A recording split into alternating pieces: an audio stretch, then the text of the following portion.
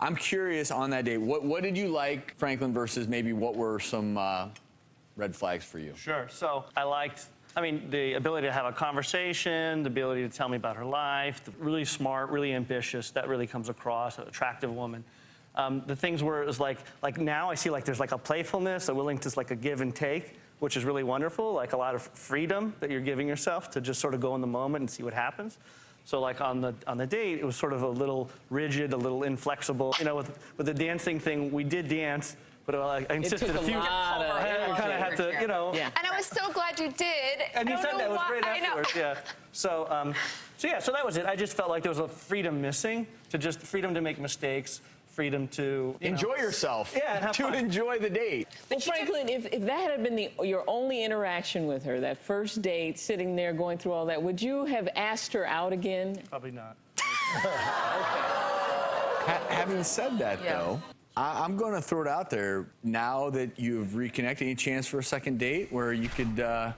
Maybe dancing. Yeah, there you go. I wouldn't be opposed to that. I mean, one thing I learned so much from Lauren. I don't even know where I would start, but one thing she mentioned earlier was, you know, ask the hard questions up front. And there are those deal breakers, if you want to call it that. I call it the heartache prevention question. So if you want to get married and have children, or if you're of a certain faith and that's important, you ask that right away, right? Yep. So you don't waste the person. Yeah, so you don't waste your own time. Yeah. And she did it. She said, do you want to have children? And that was one, but the other is faith. And so I didn't cover that in our And date. that was one of the things that was missing for me. Usually, if I'm out on a date, usually women ask a lot of questions, usually. And so I just, you know, I offered things up that I thought would be... It just seems like men can just come in and, you know, pick and choose, and she didn't say this, and she didn't say that.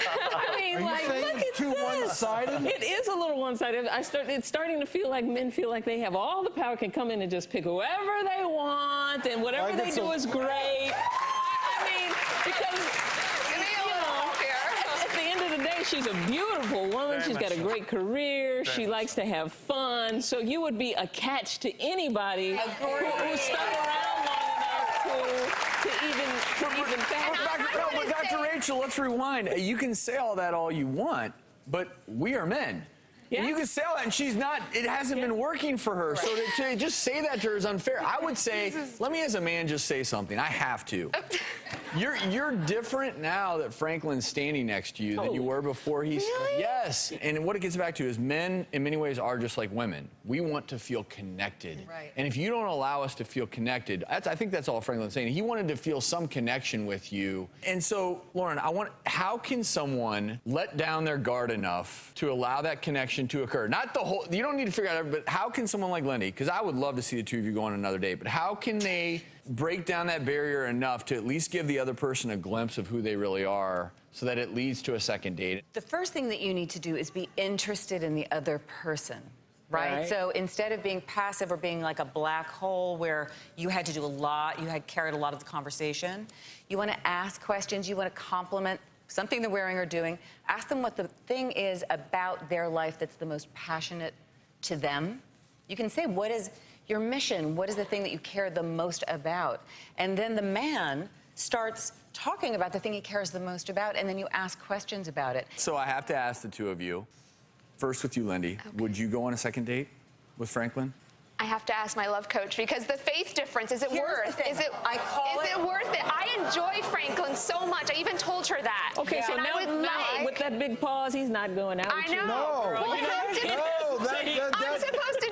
I'm supposed to be learning from my love coach, right?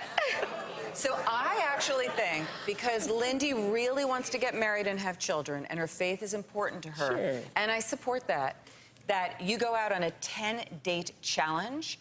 Because your profile before was not man-friendly, and she had like no one messaging her, we relaunched her, and her inbox has lit up like a Christmas tree. I want her to go out on 10 dates. With 10 different guys. With 10 different guys, and she will Is that therapeutic? It can be. Because at the end of the day, I said this earlier, and it's so very true. do not for one moment think that finding someone you care about, relationships, is huge when it comes to longevity, how well you live, how long you live. It is such an integral part to, again, not just our emotional health, but our physical health.